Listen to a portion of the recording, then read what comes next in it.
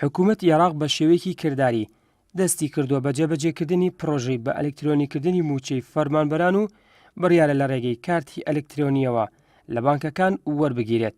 مەزهەر محەممەد ساڵح ڕاوێژکاری ئابووری سەرۆکوەزیرانی عێراق ڕایگەیاند پرۆسەی گۆڕینی موچەی فەرمانبەران بۆ ئەلکترۆنی بەپێی ئەو پلانەی لەلایەن حکوومەتەوە دانراوە بەڕێوە دەچێت و چەندین ئامانجی هەیە لەوانە بەهێزکردنی سیستەمی پارەدان و چالاکردنی کەرتی بانکی لە ڕێگەی پێدانی قەرز و پێشکەشکردنی چەندین خزمەتگوزاری دارایی تر. ئاماژەی بەوەشدا هەڵگرتنی پارە لە نێو ماڵاندا و کارپێنەکردنی لە بازاردا زیانێکی زۆری هەیە و لە ئێستاشدا ئەو بڕەپارەی لە نێو ماڵاندا هەڵگیراوە لە 80% بەرهەمی ناوخۆی پێکدێنێت کە بە 12 ملیار دلار مەزەندە دەکرێت.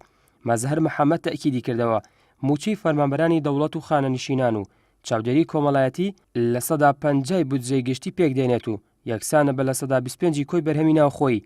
هەر بۆیە پێویستێکی گرنگە دابەشکردنی موچە بکرێت بە ئەلکترۆنی تاوەکو لەو ڕێگەیەوە کۆنتۆڵی خەرجیەکانی حکوومەت بکرێت و بڕیە و پارێژ بزانرێت کاڵەگۆڕی دەکرێت. بە بڕیاری ئەنجومەنی وەزیرانی عێراق دەبێت تا کۆتایی ئەم ساڵ لە 120 فەرمانبەران بە کارتی ئەلکترۆنی موچە وەربگرن.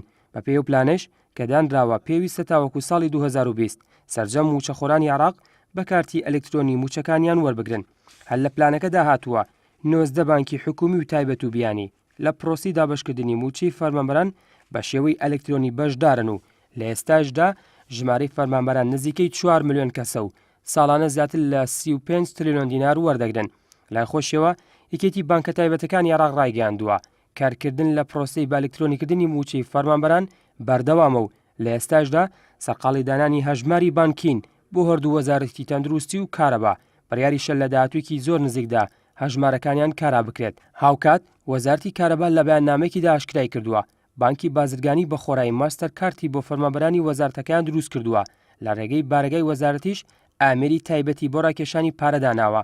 بەیاننامەکە ئاماژە بۆش داوە پاش تاوکردنی پرۆسەکە و خستنەگەڕی بە شێوەیەکی ڕەسمی فەرمانبەرانیش دەتوانن چەند پارەیان بێت لە هەژمارەکەیان ڕای بکێشن.